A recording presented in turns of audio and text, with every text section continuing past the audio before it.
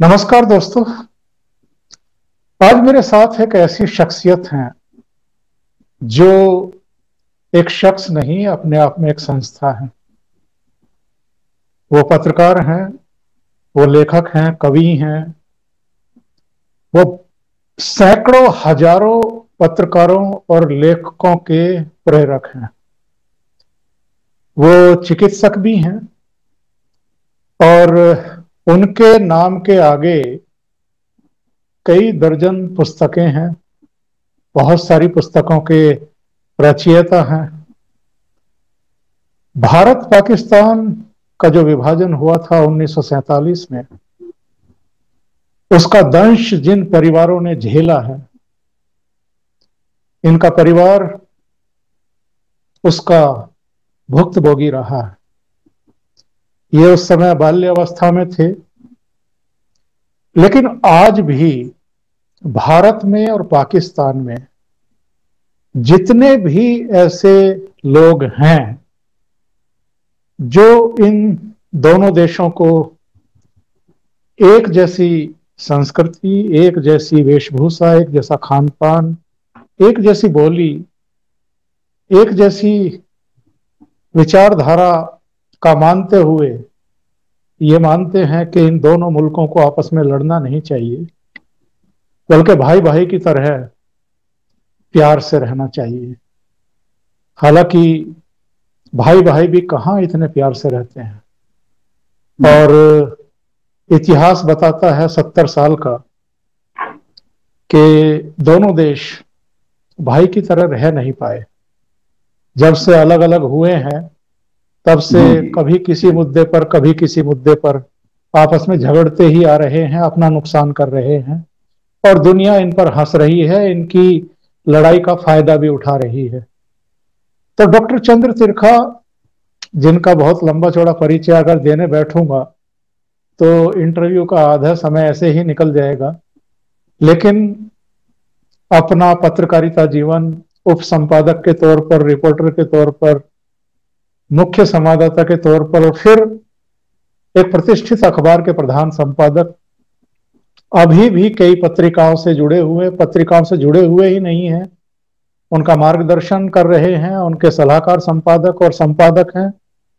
और ऐसी अकेली शख्सियत हैं जो चंडीगढ़ में रहते हुए 3 साहित्य अकादमियों के डायरेक्टर रहे हैं, सर्वे सर्वा रहे हैं।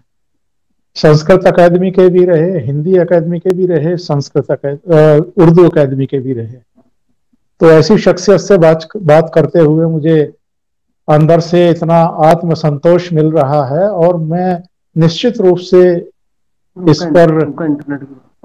इस पर मैं पूरी तरीके से विश्वस्त हूं कि मेरे दर्शक भी ऐसी महान शख्सियत के विचार सुनकर के निश्चित रूप से कुछ सीखेंगे, कुछ जानकारी हासिल करेंगे। तो डॉक्टर साहब, मेरे चैनल पर आपका स्वागत है। जी धन्यवाद। हरिओम, धन्यवाद। सबसे पहले हम लोग चर्चा करते हैं जो पाकिस्तान का इस समय हाल है। वैसे तो पाकिस्तान बहुत समय से हाल बेहाल ही है। वहां पर डेमोक्रेसी के नाम पर सिर्फ दिखावा है। उसकी इकोनॉमी पूरी दुनिया जानती है क्या स्थिति है। उसके अंदर के जो हालात हैं, बलूचिस्तान में अलग, सिंध में अलग, पंजाब में अलग, फ्रंटियर में अलग, अलग अलग तरह की समस्याएं पाकिस्तान में हैं। एक दरिद्रगी है, एक अराजकता है, आतंकवाद है, तमाम दूसरी समस्याएं हैं। लेकिन अभी हाल में 2 ऐसे कदम पाकिस्तान सरकार की तरफ से उठाए गए जिससे कुछ पॉजिटिव सिग्नल्स मिले थे। एक तो करतारपुर साहब में गुरुद्वारे का रास्ता खोलना, और दूसरा अभी इस्लामाबाद में श्री कृष्ण का मंदिर निर्माण, जिसके बारे में सरकार ने स्वीकृति भी दी, उसके लिए फंड भी इशू कर दिया। इससे लगा कि ये लोग कम से कम एक पॉजिटिव संकेत दे रहे हैं। लेकिन अनफॉर्चुनेटली वहां जाकर के तो वो दीवार ही ढहा दी गई और तरह तरह के नारे उछाले जा रहे हैं। एक मतलब नफरत का जैसे लावा फूट पड़ा है। तो इस पूरे प्रकरण को आप किस दृष्टि से देखते हैं? ओंकार जी, मैं समझता हूं सबसे बड़ा संकट ये है कि वह देश, पड़ोसी देश जिसके बारे में ये कहा जाता है, पंजाबी में एक कहावत है कि हमसाए मां जाए होते हैं, लेकिन ये हमसाया ऐसा है जिसके साथ वो संबंध जो है वो सिर्फ ख्वाबों में तो हो सकते हैं, कल्पना की उड़ान में हो सकते हैं, लेकिन वास्तविक धरातल पर फिलहाल मुमकिन नहीं हो पा रहे।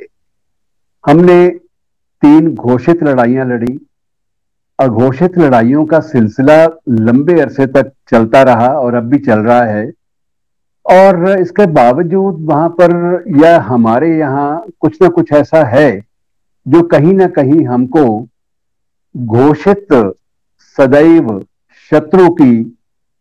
शत्रु के पैमाने पर या उस मंच पे खड़ा नहीं करता। अब आप अंदाजा लगाइए, हम लोग चाहेंगे भी तो अपने इतिहास से हड़प्पा, मोहनजोदड़ो, तक्षशिला और बाबा फरीद का पाकपटन, या जो लाहौर की जो गलियां हैं, मोहल्ले हैं, या वहां का जो शीतला मंदिर है, या मुल्तान का आदित्य मंदिर है, अब इस सारे के सारे परिवेश में, चाहे कटास राज है, इस सारे के सारे परिवेश से अपने आप को काट कर कैसे रख सकते हैं, ये एक बड़ा पेचीदा सवाल है। हालात ऐसे नहीं है मित्रों कि हम किसी भी तरह से शांतिपूर्वक ढंग से अपनी इस विरासत के बारे में को खुलकर बात कर सकें। और ये स्थिति हमारी नहीं है, सिर्फ हमारी नहीं है, ये स्थिति वहां भी है। वहां भी एक बड़ा वर्ग ऐसा भी है जो कि सोशल मीडिया पर सक्रिय है, जो बहुत एनजीओ के साथ भी जुड़ा हुआ है। वहां बहुत सारी संस्थाएं हैं जो इस बारे में काम तो करती हैं, लेकिन उनका जो एक प्रकार से जो प्रभुत्व है वो कहीं नहीं दिखाई नहीं देता। आप इस बात का अंदाजा लगाइए कि वो देश, जिस देश में आज भी ऐसे क्षेत्र हैं, विशेष रूप से बलूचिस्तान में, जिनके बारे में यह कहा जा सकता है कि वहां पर अब तक पुराने घरों के ताले 70 वर्ष से लटके हुए हैं। वहां के स्थानीय लोग अब भी ये समझते हैं कि जिन लोगों के साथ हमारे रिश्ते रहे हैं, जिन लोगों के साथ हमने रोटी जो है बांट कर खाई है आधी आधी, उन लोगों की यादों को उससे छेड़छाड़ कैसे की जाए, ये संकट अब भी वहां है। मैं आपको वस्तुस्थिति बता रहा हूं, मैं सिर्फ भावावेश में या एक संवेदनशीलता के धरातल पे आके मैं आपको सेंटिमेंटल करने का प्रयास नहीं करूंगा, उस प्रयास का फायदा भी कोई नहीं होगा, लेकिन ये वस्तुस्थिति है। मैं वहां 3 बार गया हूं। अब भी आम आदमी के मन में आपके प्रति कोई हिकारत या कोई नफरत नहीं है। मैं आपको हकीकत की बात कर रहा हूं। सिर्फ एक राजनीतिक क्षेत्रों में कुछ एक ऐसे वहां पर संगठन हैं जिनका दारोमदार पूरा का पूरा भारत के खिलाफ जहर उगलने पर ही टिका हुआ है। उनके सामने कोई विकल्प ही नहीं है। वो अपने आप को जिंदा रखना चाहते हैं तो उनके लिए एक ही रास्ता है कि भारत के खिलाफ जहर उगलते रहें और जहां तक हो सके इस सांझी संस्कृति को तोड़ने की कोशिश करते रहें, मशक्कत करते रहें।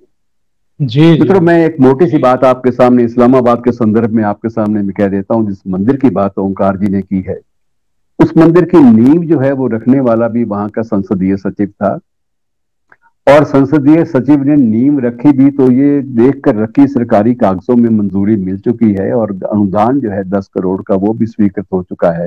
उसके बाद नींव रखी गई, तब तक किसी को कोई आपत्ति नहीं हुई थी। लेकिन यूं ही इस मंदिर के नींव रखने के साथ ही कुछ सांझी एक संस्कृति की बातें फिर से होने लगी तो कुछ लोगों को फिर बर्दाश्त नहीं हुआ। उनको लगा कि हमारी रोटी रोजी का सिलसिला सारा का सारा खत्म हो जाएगा और अगर ये जहर का सिलसिला हमें रोकना पड़ा तो हमारी सांस फूट जाएगी। और ये उन्होंने फिर वो नफरत की सारी जो विश्वमन था नफरत का, वो दोबारा फिर नए सिरे से शुरू कर दिया। लेकिन इसमें एक नुक्ता अब भी रह गया कि इतना कुछ होने के बावजूद तात्कालिक रूप से वहां के प्रधानमंत्री की भी ये हिम्मत नहीं पड़ी कि वो ये कह दे कि हम मंदिर बिल्कुल नहीं बनाएंगे। इतना भी साहस उन लोगों के पास नहीं है। मतलब ये कि उन लोगों का पूरा परिवेश जो है विरोधाभासों से, कंट्राडिक्शन से, विसंगतियों से भरा पड़ा है और वो एक सांस में कुछ बोलते हैं, दूसरी सांस में कुछ और आवाजें आ जाती हैं। तो उनकी बटी हुई सांसें परस्पर विरोधी वक्तव्य, परस्पर विरोधी जीने की शैली, ये सारी की सारी ऐसी है कि उस देश को कभी टिकने या विकसित नहीं होने देंगी। ये मैं समझता हूं कि ये लंबा सिलसिला है और ये बहस का मुद्दा है और ये चलेगा, लेकिन ये अच्छी बात ये है कि भारत सरकार ने इस पर अभी अपनी कोई प्रतिक्रिया नहीं दी कि वो समझते हैं कि वहां विरोधाभासों से उबर पाना, विसंगतियों से उबर पाना वहां के वर्तमान सत्ता तंत्र के लिए भी मुमकिन नहीं है। वो बेचारगी की हालत में है और ये बेचारगी जो है किसी भी देश के लिए अच्छे संकेत नहीं देती, ये बात मान के चलनी चाहिए। और मैं इस नफरत के माहौल के बावजूद मैं समझता हूं कि देर सवेर इस मुल्क को अगर अपना अस्तित्व बनाए रखना है तो सांझी विरासत के सिवाय उनके पास कोई चारा नहीं है, कोई विकल्प नहीं है। वो जब भी कभी आश्रित होना चाहेंगे, ईमानदारी के साथ अगर वो आश्रित रहेंगे तो उन्हें अल्टीमेटली किसी ना किसी रूप में हमारे साथ संबंध मीठे बनाने पड़ेंगे, उनके लिए कोई विकल्प और नहीं है। लेकिन हालात का तकाजा है कि वो लोग नफरत को अपना अपना आलंबन बनाए फिरते हैं। अब ये बड़ी दुखद स्थिति है, बहुत दुखद स्थिति है। आप जैसे बहुत सारे चेहरे हैं जो अभी भी विश्वास करते हैं कि पाकिस्तान में कुछ सुधरेगा, कुछ हालात अच्छे बनेंगे, लेकिन इतिहास ये बताता है कि वहां का जितना भी राजनीतिक व्यवस्था जमात रही है, जितनी लीडरशिप रही है और जिस तरीके से सेना का दखल रहा है, जिस तरह की दुश्वारियां वहाँ जो चरमपंथी संगठन है, आतंकवादी संगठन है, जिस तरीके से उनको तमाम फंडिंग होती है अरब देशों से, दूसरे मुल्कों से, तो ऐसी स्थिति में और जो एंटी इंडिया सेंटीमेंट्स को जिस तरीके से वहां कैश किया जाता है, हर छोटे बड़े चुनाव के समय कश्मीर को उछाला जाता है, मतलब लोगों की भावनाओं को कैश करके जो अपना घर चला रहे हो, पार्टियां चला रहे हो, देश चला रहे हो। और भारत ने एक बार नहीं अनेक बार ये प्रयास किए हैं, अलग अलग सरकारों ने, अलग अलग पार्टी की सरकारों ने, अलग अलग प्रधानमंत्रियों के समय के दोस्ती का हाथ बढ़ाया जाए, चीजों को मामूल पर लाया जाए, ट्रेड को बढ़ाया जाए, लेकिन नहीं हो पाया कभी भी। तो ऐसे में अभी भी ये उम्मीद जताना कि उनको कोई अक्ल आएगी और एक जिम्मेदार राष्ट्र की तरह वो व्यवहार करना शुरू करेंगे, कितना धरातल पर इसको आप सही मानते हैं? मैं समझता हूं कि ये उनकी मजबूरी है। मैं ये नहीं कह कि मैं किसी प्रकार से भी मैं इस भावना से बाहर जा रहा हूं। मैं समझता हूं कि ये उनकी मजबूरी है, हमारी मजबूरी नहीं है। हमारे पास तो एक विकसित देश है, जैसे यहाँ मुसलमानों के लिए भी हमने उचित स्थान रखे हुए हैं, उनको भी अपनी पूजा की आजादी है, उनको अपने ढंग से नमाज पढ़ने की आजादी है, उनको हमने कभी बंधन में नहीं रखा।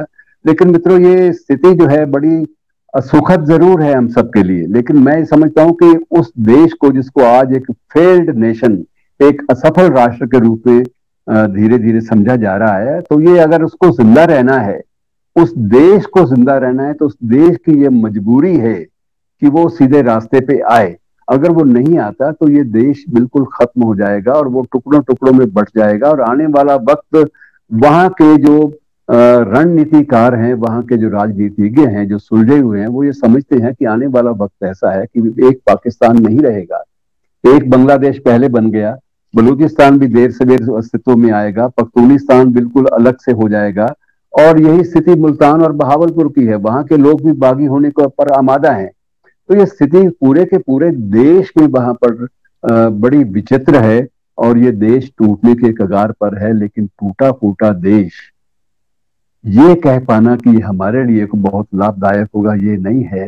ये जरूर है कि ये देश जो है किसी न किसी रूप में इसी तरह से विरोधाभासों से लड़ता रहेगा। और देखिए क्या होता है। देखिए, हमने जंग के बावजूद, 3 युद्धों के बावजूद अटल जी ने इस बात का प्रयास किया। वो एक मैत्री बस लेकर वहां गए, वहां से रेशमा और अन्य गायिकाओं को पहला यात्री बनाकर स्वदेश में जहां पर भारत में लेके आए। तो ये सारे प्रयास जो है, ये हमारी विवशता कम बताते हैं, ये उनकी जरूरत ज्यादा बताते हैं। हमारी सिर्फ ये है कि अगर ये संकट नहीं रहता, ये मुल्क थोड़ा सुधर जाता है, तो ये इस मुल्क का भी, क्योंकि पड़ोस में अगर भूख हो, पड़ोस में अगर गरीबी है जो कि इस वक्त वहां चरम सीमा पे है, पड़ोस में अगर दिशाहीनता है, तो कोई भी देश जो है उसके लिए मुसीबतें खड़ी होती रहेंगी। हम चाहते हैं कि उस देश के भूखे नंगे जो है उनके उनके भी वो कपड़े पहन सके, उनका पेट भरा हुआ हो, ताकि भरे हुए पेट वाला बंदा और जो निर्वस्त्र नहीं है वो बंदा, जो जिसके सिर पे एक छत भी है, वो अपने पड़ोसी से भी अच्छे संबंध रखना चाहता है। और हम लोग भी अपनी समस्याएं बहुत सारी हमारे सामने हैं, हम अपनी सारी समस्याओं को ताक पर रखकर एक दुश्मन को उससे निपटने के लिए अपनी सारी सामर्थ्य जो है वो झोंके बैठे हैं। तो मतलब ये है कि स्थिति ऐसी है कि ये मजबूरी हमारे लिए कम है, उस देश के लिए ज्यादा है। अगर पाकिस्तान को एक देश के रूप में जिंदा रहना है तो उनके लिए जरूरी है कि वो रास्ते पर आए और अपना भला बुरा पहचानते हुए सीधी राह पे चलें, और ये नफरत का जो एक प्रकार से जो बारूदी धुआं है, इस पर काबू करें। ये उनकी अपनी जरूरत है। हालांकि ये आजकल का वक्त ऐसा है, किसी को कोई सीख देने का फायदा नहीं होता, लेकिन एक हम अपने तौर पर ये महसूस करते हैं कि ये देश जो है, ये जब तक मुसीबत ज़्यादा खुद रहेगा तब तक पड़ोसियों को भी मुसीबत में डाले रहेगा। अब वो वक्त तो नहीं है मित्रों कि हम ये कहें कि हम इस देश को नेस्त नाबूद करके वहां पर कब्जा कर लेंगे। अब ये चीजें कहने वाली बातें नहीं है। अब इन स्थितियों को बुलंद आवाज में ज्यादा एक नारे के रूप में ले लेना, ये कहीं हमें किसी भी जगह पे ठीक ढंग से पहुंचा नहीं पाएगा। हमें अच्छे अवसर की इंतजार करते रहना चाहिए, और हमारी अपनी कूटनीति है, हमारी अपनी राजनीति है, हमारी अपनी सोच है, हमारा जीवन दर्शन है, उसमें हम कायम हैं। हमारा सब कुछ चल रहा है। हमारे यहाँ कोई फर्क नहीं पड़ता कि अगर वो लोग नफरत लगातार उबलते रहेंगे, तो नफरत की भी एक सीमा होती है, किसी भी बुराई की भी एक सीमा होती है, और वो सीमा टूटती है। क्या वजह मानते हैं कि पाकिस्तान भारत की तरह विकास के पथ पर आगे नहीं बढ़ पाया? पूरी दुनिया में आज भारत का एक स्थान है, एक सम्मान भी है, और जितने भी समस्याएं थी उनको भी भारत की लीडरशिप ने एड्रेस किया। आज हमारे लोग गूगल के सीईओ हैं, माइक्रोसॉफ्ट के अहम पदों पर बैठे हैं, दूसरी जगह पर। लेकिन जब हम देखते हैं कि पाकिस्तान में वो एक मजाक भी बन गया है कि भारत क्या क्या सप्लाई कर रहा है, और वो पूरी दुनिया को आतंकवाद सप्लाई कर रहा है, उसके लिए जाने जाता है। और चीन का उपनिवेश बनकर के रह गया है आज की तारीख में। कोई अंतरराष्ट्रीय वित्तीय संस्थान उसकी मदद करने को तैयार नहीं, कोई देश उसके साथ खड़ा होने को तैयार नहीं। तो क्या लीडरशिप के स्तर पर कहीं कोई विजनरी लीडरशिप वहां पर डेवलप ही नहीं हो पाई? जो लोकतंत्र को मजबूत करने वाली चीजें होती हैं उनका ठीक तरीके से विकास नहीं हुआ या होने नहीं दिया गया। कौन से कारण मानते हैं? ओंकार जी, मैं समझता हूँ कि वो पुरानी कहावत है ना कि गरीब की जोरू है सबकी भौजाई हो जाती है। तो इस मुल्क की हालत ऐसी है कि इस मुल्क में जितने भी बाहर से देश हैं उनके लिए एक मंडी है, उनके लिए एक बाजार है, और इस बाजार में वो अपना लाभ उठा रहे हैं, और यहाँ के लोगों का जो खून भी चूस रहे हैं, यहाँ के लोगों की जो मेहनत कश लोग हैं उनको जीने नहीं दे रहे, यहाँ के लोगों का मानसिक विकास ही नहीं होने दे रहे। और ये मैं समझता हूँ कि बहुत सारे देशों के लिए ये एक मंडी है, ये एक बाजार है। वहां एक हीरा मंडी की बात तो हम सुनते थे, पर ये तो मंडी बड़ी अलग किस्म की है, जिस मंडी में कोई तहजीब, कोई संस्कृति, कोई कल्चर पनप नहीं पा रही। मित्रों, ये भी उनकी मजबूरी है। आप देखिए कि शहीद आजम भगत सिंह का जन्मदिन होता है तो भी वहां पर लाहौर में कैंडल मार्च निकलते हैं। शहीद आजम की बरसी के अवसर पर, उनकी शहीदी दिवस के ऊपर भी वहां लाहौर में कैंडल मार्च निकलते हैं, और कैंडल मार्च सिर्फ 10-20 लोग नहीं निकालते, उसमें सैकड़ों लोग शामिल होते हैं। वहां की सुप्रीम कोर्ट में शहीद आजम भगत सिंह के पुराने मुकदमे को फिर से नए सिरे से खोलने की बहुत सारी याचिकाएं जो है विचाराधीन है। वहां के लोगों के लिए यह मजबूरी है कि वो कटास राज की यात्रा पर आने वालों को ना रोके, आने दें 4 पैसे, यहाँ खर्च करेंगे तो हमारे देश में भी 4 लोगों की गरीबी मिटेगी। ये उनकी अपनी मजबूरियां हैं, लेकिन विरोधाभास में सबसे बड़ा विरोधाभास का कारण मुख्य ये है कि इस देश को कोई भी दूरदर्शक, चिंतक, राजनीतिज्ञ नहीं मिल पाया। ये एक हकीकत है।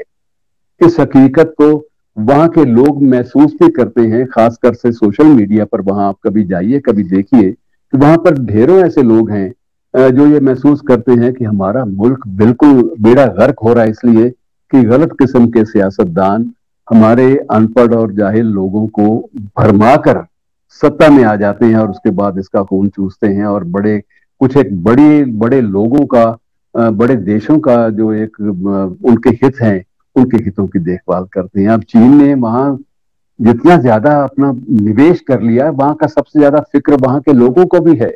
वहां के लोग बेहद फिक्रमंद है। आम आदमी वहां का फिक्रमंद है कि ये क्या है, और उनको डर है कि एक दिन चीन भी उनके सामने एक बन जाएगा, हवा बन जाएगा, और चीन धीरे धीरे इसको भी अपनी तिब्बत की तरह कॉलोनी बना लेगा।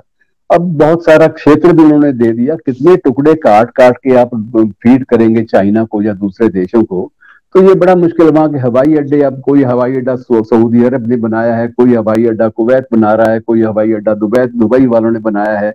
उनका अपना क्या है? सिर्फ ये है, जो मैं महसूस करता हूं कि एक इतना कमजोर पड़ोसी, इतना गया बीता पड़ोसी नहीं होना चाहिए, वरना वो कभी ना कभी हमारी समृद्धि के रास्ते में कोई ना कोई रोड़े अटकाता रहेगा। एक राष्ट्र के रूप में पाकिस्तान कभी विकसित ही नहीं हो पाया। इसकी वजह भी क्या यही मानते हैं कि कोई विजनरी लीडरशिप वहां पर डेवलप ही नहीं हो पाई या होने नहीं दी गई? तो होने नहीं दी गई। मैं समझता हूं कि इसमें 2 बाधाएं सबसे बड़ी रही हैं। एक तो यह है कि विदेशी मुल्क जो इसको अपनी बस्ती बनाए रखना चाहते हैं, अपनी मंडी बनाए रखना चाहते हैं, और दूसरी सेना। आप हैरान होंगे ओंकार जी कि वहां के बहुत सारी डिफेंस की इंडस्ट्री से जुड़े हुए एंसिलरी यूनिट्स जो हैं, वो किसी उद्योगपति के पास नहीं है, वहां के रिटायर्ड सेनापतियों के पास है। वहां के जो सैनिक अधिकारी जो अब अवकाश प्राप्त ले चुके हैं, या तो उनके पास हैं, या जो वर्तमान सेना के अधिकारी हैं, उन्होंने अपने बेनामी हिस्सों से अपनी इंडस्ट्री बनाई हुई है। मतलब यह है कि एक अजीब किस्म के शिकंजे में वो कसा हुआ मुल्क, जिस देश का प्रधानमंत्री एक छोटे से मंदिर के लिए 10 करोड़ रुपए की मंजूरी देने के बाद उसके बाद वो ऑर्डर वापस ले लेता है, उस पर स्थगन आदेश जारी कर देता है कि अभी भाई इस पर और विचार करेंगे, उसके बाद फैसला करेंगे। आप उस मुल्क की बेबसी देखिए, जिस मुल्क के राष्ट्राध्यक्ष के पास भी इतना दम नहीं है कि उसने एक निर्णय लिया है उस पर अमल कर सके। और निर्णय है क्या? एक छोटा सा मंदिर। और हिंदुओं के लिए कोई समस्या नहीं है, वो घर में बैठ के अपनी पूजा पाठ करते हैं, हनुमान चालीसा पढ़ लेते हैं। उनके लिए ऐसा संकट नहीं है कि उनका धर्म जो है वो खतरे में पड़ जाएगा। उनका धर्म एक निजी उनका एहसास है जो उनके भीतर रमा हुआ है। और हम लोग अध्यात्म के बारे में कभी इतने तंग दिल नहीं रहे। संकट ये है कि ऐसा गलत पड़ोसी जो है कभी न कभी मुसीबत क्रिएट करता है, और हमेशा उसकी जो हाय तौबा है हमारे शांतिपूर्ण विकास में बाधा बनती रहेगी। अब मित्रों, बात यह है, ओंकार जी, विशेष रूप से मैं आपसे जरूर मतलब आप सहमत होंगे इस बात से कि हम इस तरह से चला नहीं करते। भूगोल जो है वो जल्दी जल्दी बदला नहीं करते, लेकिन कहीं ना कहीं ऐसा होता है कि शिद्दत भरी एक स्थिति ऐसी आ जाती है कि भूगोल भी बदल जाते हैं। पाकिस्तान का पूर्वी पाकिस्तान हमने पूरा का पूरा एक अलग देश के रूप में स्थापित करने में वो हमने भी सहयोग दिया, और वहां के लोगों ने एक बगावत की और उसके बाद अलग राष्ट्र बन गया। और आज वो राष्ट्र इनसे ज्यादा, पुरानों से ज्यादा समृद्धि के रास्ते पर चल रहा है। कंपैरेटिवली वहां की स्थिति बहुत अच्छी है और वो लोग आगे जा रहे हैं। और ये आने वाले कल में अगर 4 टुकड़े पाकिस्तान के हो गए, हमारे लिए चारों टुकड़े मुसीबत का कारण बन जाएंगे, क्योंकि उन टुकड़ों को अलग अलग, उन टुकड़ों को अपने अपने अस्तित्व के लिए लड़ना पड़ेगा, और लड़ाई में फिर वही भारत विरोध की बातें होंगी। तो ये मुसीबत है। इस मुसीबत से अगर मुक्ति मिलती है तो हमें सही सोच सकारात्मक बनाए रखनी चाहिए, और अगर ना मुक्ति मिली तो हमें अपने जूझना आता है। हम इस बात में समर्थ हैं, हमारी जड़ें बहुत गहरी हैं, हमारी सांस्कृतिक विरासत की जड़ें बड़ी गहरी हैं। हमारे देश में दूरदर्शी राजनैतिक नेतृत्व का कोई अभाव नहीं है। हमारे यहाँ वैज्ञानिक भी हैं, हमारे यहाँ युवा शक्ति है, इतना बड़ा देश है और हम एक देश के रूप में आगे बढ़ रहे हैं। संकट हमारा नहीं है, संकट उनका है, और उनके संकट के लिए हम लोग दुआ करते हैं तो सिर्फ इसलिए कि पड़ोस में शोर गुल, हाय तौबा, मचती रहे लगातार तो हमारी जिंदगी में कहीं ना कहीं खलल पड़ता है। डॉक्टर साहब, आपसे बात करके बहुत अच्छा लगा और हमारे दर्शकों को भी बहुत सारी नई जानकारी मिली होंगी और निश्चित रूप से उनका ज्ञानवर्धन हुआ होगा। एक और मुद्दे पर आपसे चर्चा करना चाहता था, लेकिन चूंकि वीडियो बहुत लंबी हो जाएगी, इसलिए उस विषय पर कल या परसों में जब भी आप समय देंगे तो अलग से एक चर्चा करेंगे। तो पूरा बहुत बहुत धन्यवाद डॉक्टर साहब। बहुत धन्यवाद, मैं आपका आभारी हूँ ओंकार जी, धन्यवाद।